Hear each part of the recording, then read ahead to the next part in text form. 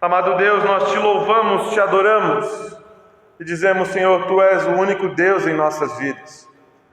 Por isso, Senhor, vem nos acalmar, nos aquietar. Vem, Senhor, transbordar o Teu Espírito Santo em nossa vida.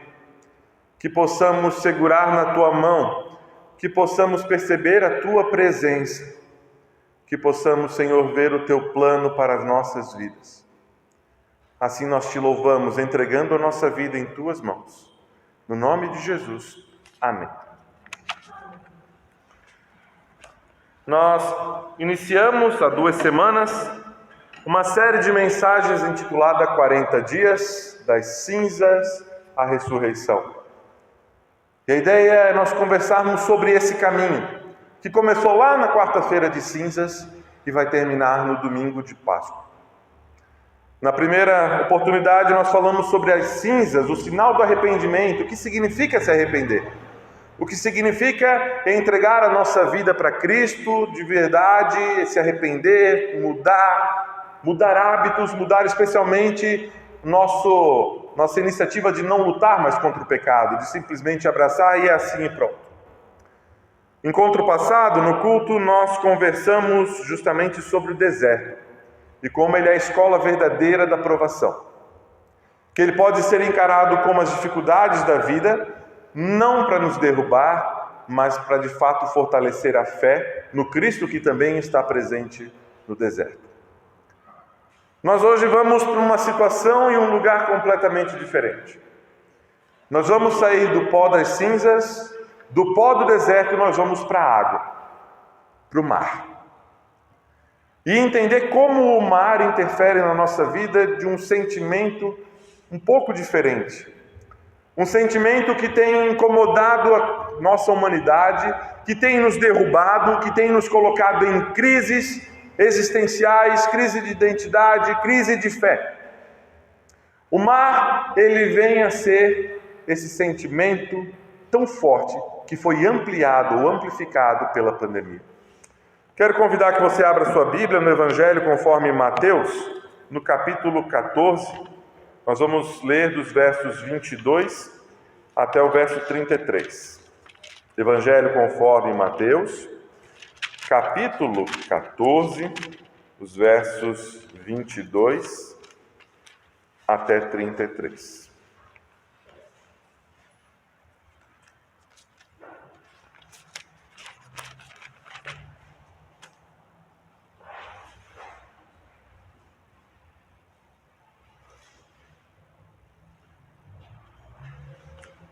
Mateus 14, do 22 ao 33. Página 1061 da Bíblia dos Bancos. Eu passo a ler. Logo depois, Jesus ordenou aos discípulos que subissem no barco e fossem na frente para o lado oeste do lago, enquanto ele mandava o povo embora. Depois de mandar o povo embora, Jesus subiu um monte a fim de orar sozinho. Quando chegou a noite, ele estava ali, sozinho. Naquele momento, o barco já estava no meio do lago. E as ondas batiam com força no barco, porque o vento soprava contra ele. Já de madrugada, entre as 3 e 6 horas, Jesus foi até lá, andando em cima da água. Quando os discípulos viram Jesus andando em cima da água, ficaram apavorados e exclamaram: "É um fantasma!" E gritaram de medo. Nesse instante, Jesus disse: "Coragem, sou eu, não tenham medo." Então Pedro disse: "Se é o Senhor mesmo, mande que eu vá andando em cima da água até onde o Senhor está." "Venha," respondeu Jesus. Pedro saiu do barco e começou a andar em cima da água, em direção a Jesus. Porém, quando sentiu a força do vento, ficou com medo e começou a afundar, então gritou: "Socorro, Senhor!" Imediatamente Jesus estendeu a mão, segurou Pedro e disse: "Como é pequena a sua fé! Por que você duvidou?" Então os dois subiram no barco e o vento se acalmou. Os discípulos adoraram Jesus, dizendo: "De fato, o Senhor é Filho de Deus."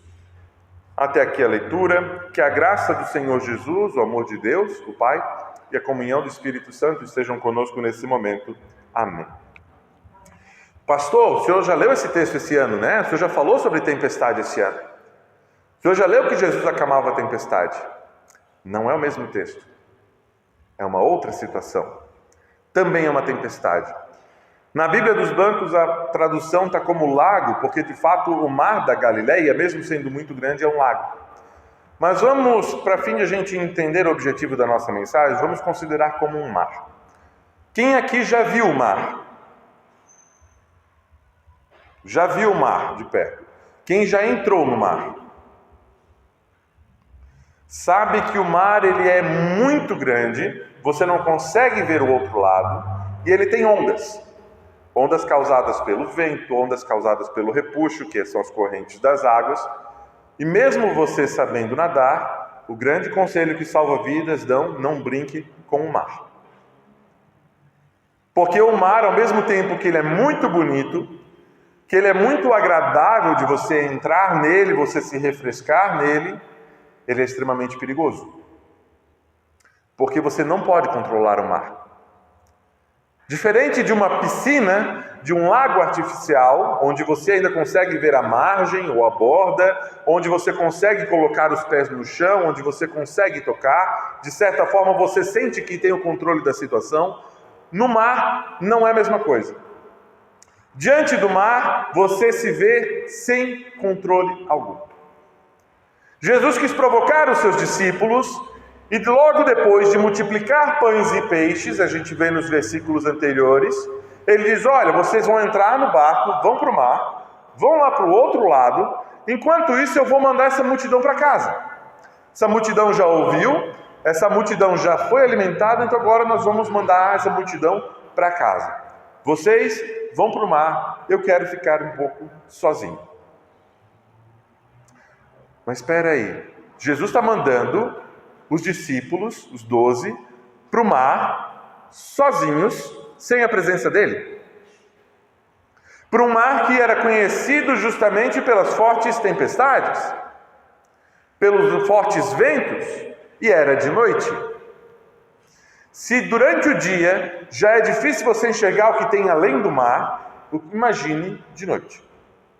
Imagine onde está tudo escuro, onde não tinha lampião, não tinha lanterna, não tinha como enxergar muito longe.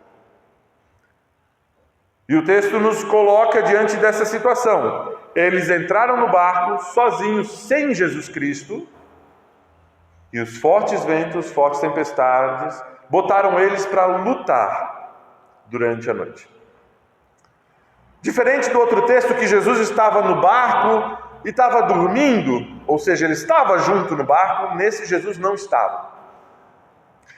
E querida comunidade, o sentimento que nós queremos conversar hoje, e se você já sentiu um pouquinho de aflição em saber que eles estavam sozinhos, num local sem controle, que eles estavam numa situação onde não tinha como se defender muito bem, então é bem provável que a tua ansiedade esteja em alta. O mar nada mais é do que um grande exemplo da ansiedade nas nossas vidas. Os discípulos foram colocados numa situação onde não tinha controle de nada. Não era possível prever o que ia acontecer. Entrar no mar, entrar numa circunstância agitada, entrar num ambiente hostil, para quem sofre de ansiedade, é perturbador. É você entrar num caos. É você olhar e se ver desesperado. E agora, meu Deus, o que eu faço? O mar nos revela que, inclusive na ansiedade, nós não temos controle de nada. Os discípulos estavam sozinhos. E isso mexeu com eles. Mexeu com o emocional. Embora eles não tiveram muito tempo para ficar pensando, porque tinha uma tempestade ali, eles não podiam simplesmente largar os remos e vamos deixar o barco afundar, porque, enfim, não temos mais o que fazer. Não, eles lutaram. Eles lutaram sozinhos para manter o barco em pé, para manter as suas vidas a salvo. Era o que cabia. E como eu mencionei no início, a pandemia revelou um grande surto de ansiedade coletiva, que mostrou que nós não temos controle nem da nossa própria saúde. Nós estamos no meio de uma tempestade, ainda assim não podemos parar de lutar contra a tempestade, de parar de lutar ou entregar os pontos. Não é esse o desejo de Deus para nossas vidas. Mas é que a gente aprenda a reconhecer esses sentimentos, aprenda a reconhecer essas limitações, aprenda a reconhecer que a gente está no meio de uma tempestade e ainda assim não desistir. Se por um lado os discípulos estavam sozinhos, sem a presença de Jesus, por outro, Jesus também estava sozinho.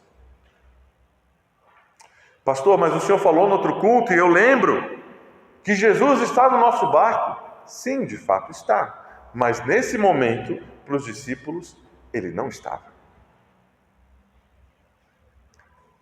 Quando a gente está nesse surto de ansiedade, que tudo ao nosso redor foge do nosso controle, e a gente se percebe sozinho, desesperado, a gente pergunta: meu Deus, onde estás? Meu Deus, por que eu estou sozinho? Onde estás? E a gente parece terceirizar a nossa luta e dizer: Senhor, eu não dou conta. Senhor, lutar contra a ansiedade não é fácil, eu não posso lutar sozinho, eu preciso de Ti. Senhor, lutar contra esse mar imenso que está ao meu redor não é fácil, eu estou exausto, eu preciso de Ti. Eu quero me derramar na Tua presença porque eu não aguento mais. Eu quero a Tua presença junto comigo porque pelo menos eu tenho alguém para me segurar a mão.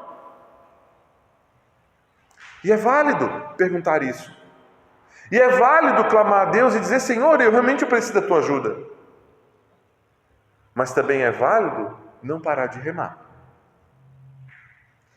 Olhar para a nossa vida e pensar: será que eu não estou desistindo? Será que eu não estou entregando os pontos antes da hora?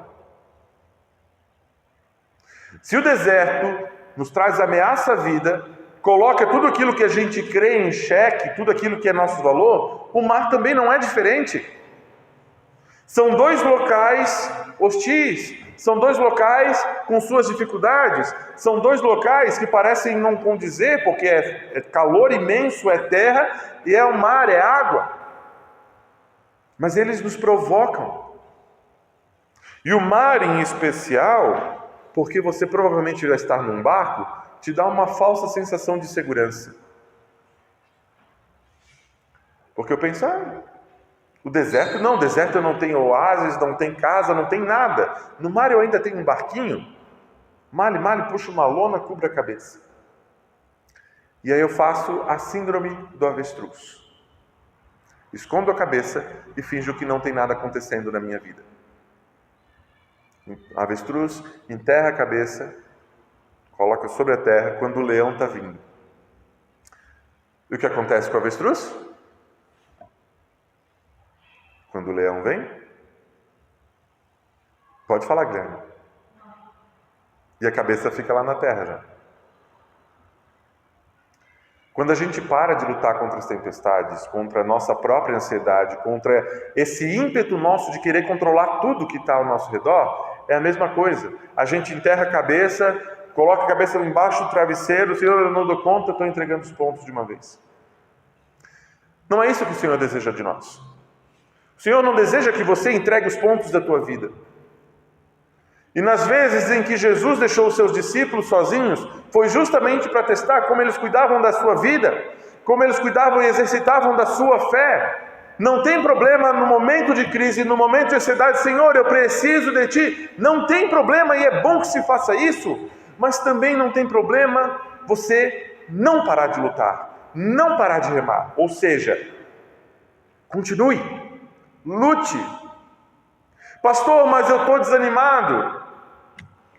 Se você um dia levantar desanimado, você pode não ir trabalhar? Seria bom, né? Não estou bem hoje, Agora surgiu um argumento novo. Estou com febre, estou gripado, estou resfriado. Aí a gente pode ficar em casa. E a gente não sabe o que tem, a gente não sabe o que é. Em algumas situações a gente senta e entrega os pontos. Para de lutar pela nossa vida. Querida comunidade, no meio da tempestade, no meio do mar, é preciso manter o foco.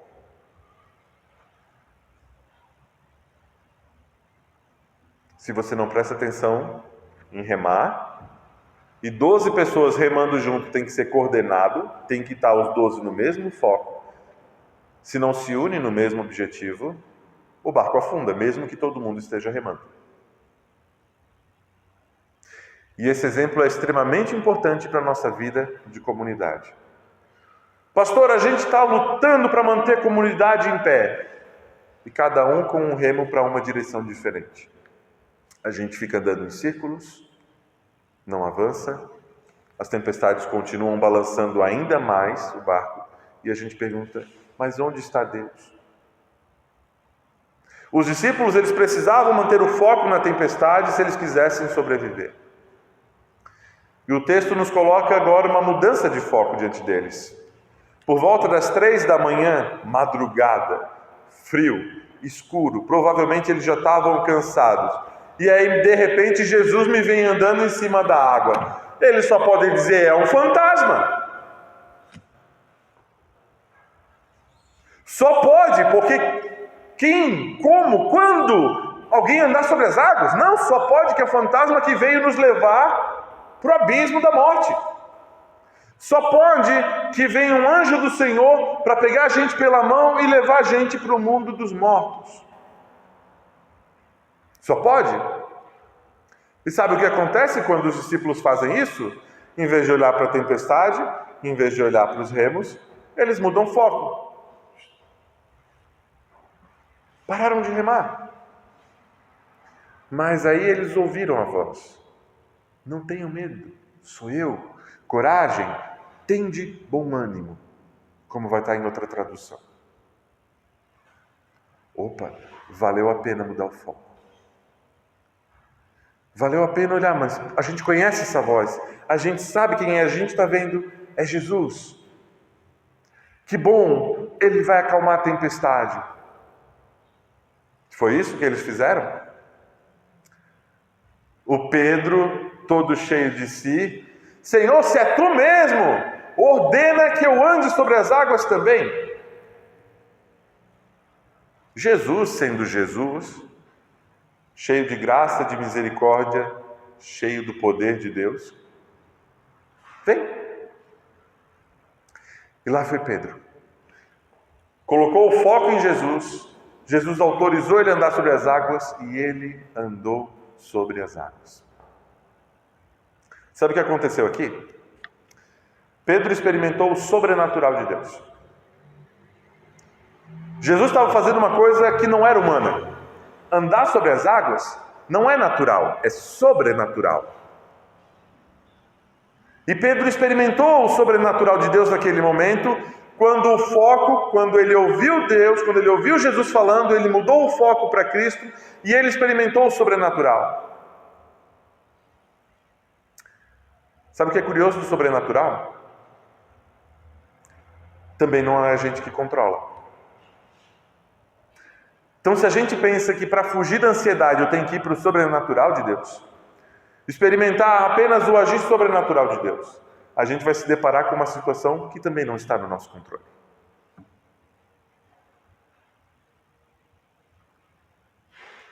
Pedro, na ansiedade de viver esse sobrenatural, de eu quero fazer aquilo que Jesus está fazendo, porque Ele me autorizou, porque Ele deu esse poder, mas ele sentiu o vento, sentiu a onda chegando, desviou o olhar de novo. E o que aconteceu? Ele começou a afundar. Ele começou a se ver desesperado. Senhor, me salva, socorro! Eu estou afundando. O mar é a ansiedade que nos afunda. em que a gente olha para as circunstâncias que a gente não tem controle, em que a gente não consegue manter o foco, e é isso que acontece quando a gente está no meio de uma crise de ansiedade, a gente não consegue focar em alguma coisa, e aí a gente afunda. E eu tenho reparado que a pandemia ampliou nossa ansiedade, porque até mesmo você focar em uma coisa só ficou mais difícil. Pega qualquer adolescente ou qualquer professor que trabalhou nessa pandemia por videoaula, por videoconferência, pela internet, e pergunta se ele consegue focar em uma coisa só. Pergunta se os adolescentes, quando estavam lá no Zoom, no Meet e outras plataformas, não estavam ali com a câmera desligada fazendo outra coisa. Não estou dizendo que todos, mas a tentação era grande. E muitos fizeram. O que aconteceu até sair a primeira dose da vacina? A gente se viu desesperado, a gente não pode mais se reunir, a gente não pode mais celebrar o amor de Deus em comunidade. Vai aumentando a ansiedade. De uma forma bem simples, ansiedade é você querer controlar aquilo que não pode ser controlado. Ansiedade é você querer controlar aquilo que não pode ser controlado. Foi exatamente o que aconteceu com os discípulos. Jesus deu uma missão com um foco para eles. Vão para o outro lado, sigam firmes. Jesus apareceu no caminho não para distrair, mas para olhar, o foco continua o mesmo. Vocês não vão controlar a tempestade, vocês não vão controlar quem está chegando perto do barco, mas o foco permanece o mesmo. Então, Senhor, se o foco permanece o mesmo, deixa eu experimentar esse teu sobrenatural. Deixa eu experimentar tudo isso que está acontecendo. Deixa eu experimentar a tua cura na minha vida. Não aguento mais essa doença. Senhor, deixa eu experimentar a cura da minha ansiedade. Não aguento mais viver com isso. Senhor, por que tu não está aqui no barco me ajudando?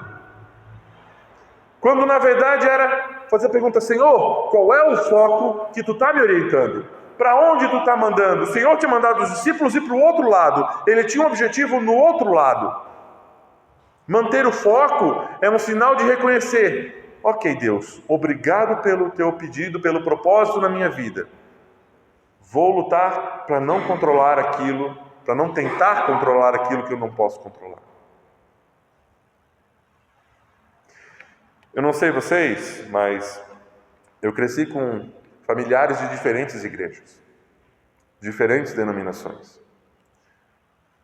E não era incomum a gente ouvir: você tem que experimentar o sobrenatural de Deus.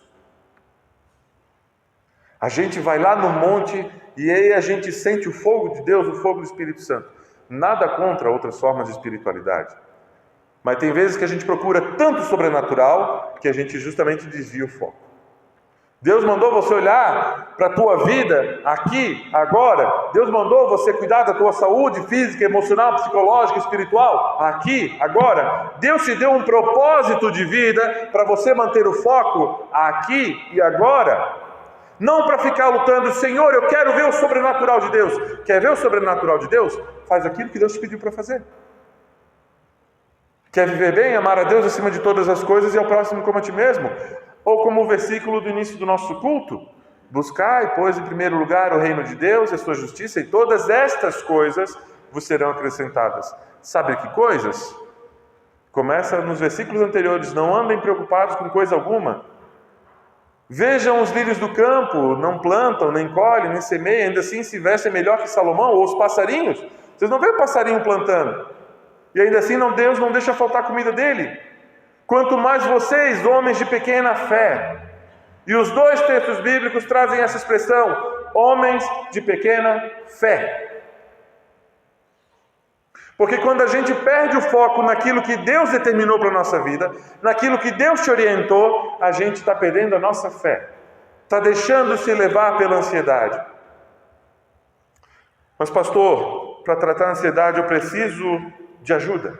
Concordo. Porque muitas vezes a gente está tão distraído, está tão mergulhado tentando controlar tudo ao nosso redor, que a gente precisa de uma orientação externa. Uma conversa pastoral, dependendo do nível de ansiedade, ou mesmo um atendimento psicológico. E não há nenhum problema em pedir uma ajuda para um psicólogo, para uma psicóloga. De reconhecer, eu não aguento mais, eu não sei o que fazer da minha vida. Eu preciso de ajuda. Peça ajuda. Mostre que você reconhece que não tem o controle e peça ajuda.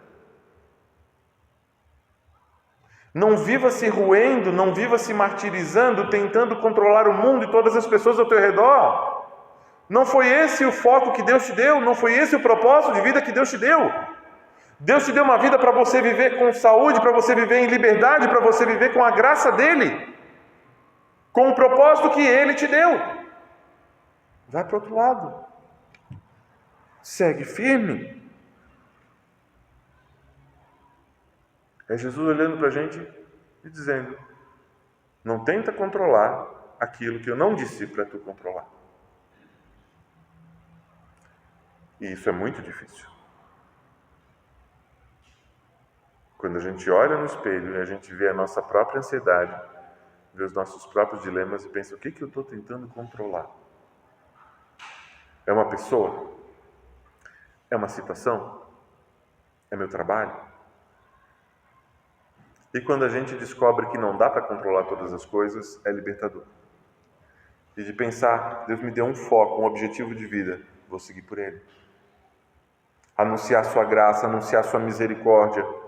Como é que a gente vai falar da ressurreição de Cristo lá no final desses 40 dias, se a gente não entendeu o arrependimento, se a gente não entendeu por que Ele precisou morrer?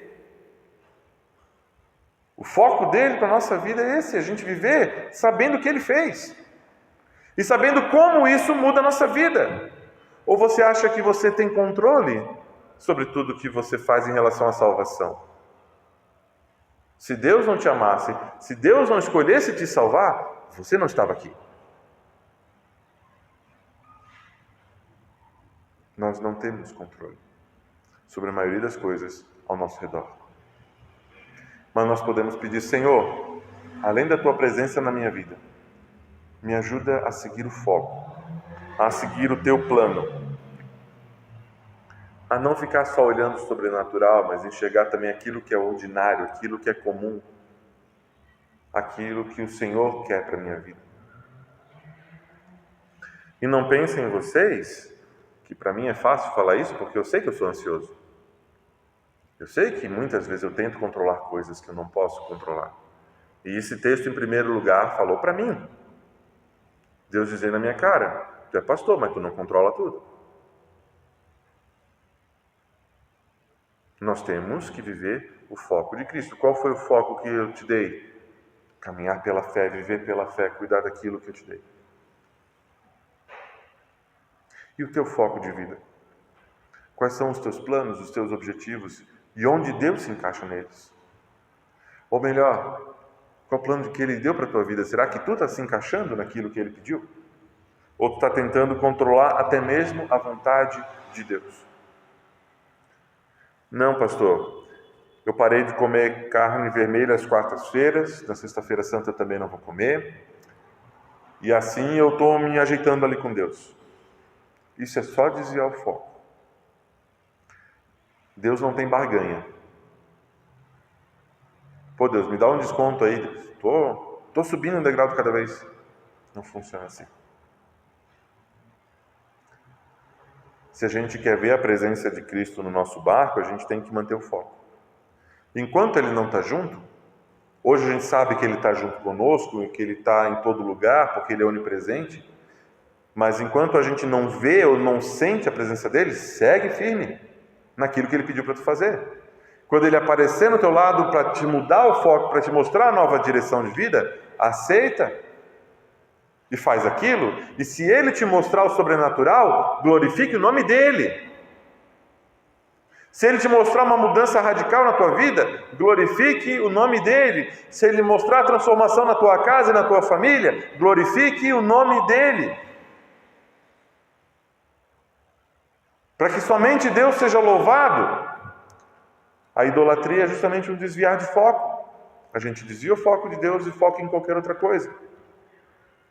E na ansiedade, quando a gente se vê em momentos mais críticos, quando a gente se vê mais desesperado, a gente está idolatrando a nós mesmos. Porque eu quero controlar tudo, eu não abro mão. Não, tem que ser assim, é desse jeito e pronto, porque aqui quem manda sou eu. Não é isso que Deus quer de nós. Se você quer viver nesses 40 dias, experimentar mudanças na tua vida, experimentar esse agir de Deus sobrenatural e ordinário na tua vida e comum na tua vida, mude teus hábitos. Se arrependa. Deixe ser provado. Deixe Cristo te colocar na escola da aprovação.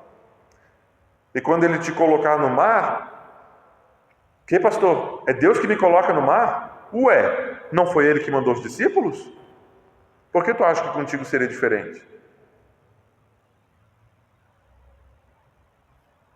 Mas não tem mar em Chapadão do Sul, pastor, então Ele não está mandando ir para o mar. Mas e as tempestades que tu tem na tua vida? E quando você tenta controlar as coisas ao teu redor e você não consegue, você se vê angustiado e desesperado, e você começa a gritar, e você começa a esbravejar, ou você se fecha e se encolhe, e diz, não, vou ficar aqui quieto no meu canto, que pelo menos isso eu posso controlar. Também são os diferentes mares que a gente encontra na nossa vida. O mar é a ansiedade que nos afunda. E o que tu faz com isso? Deixa afundar? Ou mantém o foco que Jesus deu para a tua vida? É saber que você não pode controlar tudo, mas Ele pode. E o que Ele fez com Pedro quando Pedro estava afundando e pediu socorro? Com muita calma, Jesus estendeu a mão, levantou Pedro, os dois entraram no barco. A distração não impediu Cristo de manter o rumo que Ele pediu para os seus discípulos. Ele levantou, Ele ergueu. Senhor, eu estou afundando. Tu não vai me ajudar? Claro que vai. Ele já está contigo. Claro que vai. Talvez não do jeito que tu imagina, mas Ele vai.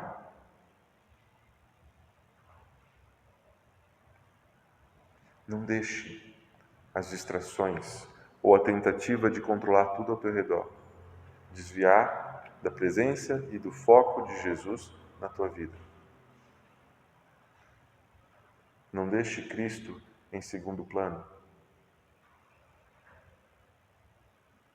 Não deixe Deus esquecido numa gaveta, como se você pudesse controlar o agir dele. Não deixe a ansiedade afundar ainda mais a tua vida. Peça ajuda. Pedro, no desespero, no momento que estava afundando na sua crise, pediu ajuda. Querida comunidade, talvez durante essa série a gente vai ser confrontado com muita coisa, com muitas emoções e sentimentos diferentes. Quem sabe esse é o plano de Deus para a nossa comunidade. Que a gente possa aprender que tem coisas que a gente não controla, que a gente possa compreender o foco que Ele pediu para nós. E que ao final desses 40 dias, a gente entenda que a vida comum, aquilo que a gente faz no dia a dia que Ele pede, para Ele é sobrenatural. Porque Ele está conosco. Porque esse Deus nos abraça. Esse Deus não diz, quem mandou tu não confiar em mim, agora afunda. Não, Ele estende a mão. Ele é misericordioso. A Páscoa é o grande atestado da misericórdia de Deus para a tua e para a minha vida. É o atestado que Ele diz, sim, eu me importo com as tuas crises, eu me importo com a tua ansiedade, não quero te ver afundar, mas eu estou aqui, pede ajuda. Não se deixa levar por qualquer onda, por qualquer tempestade na vida. Peça ajuda a Deus.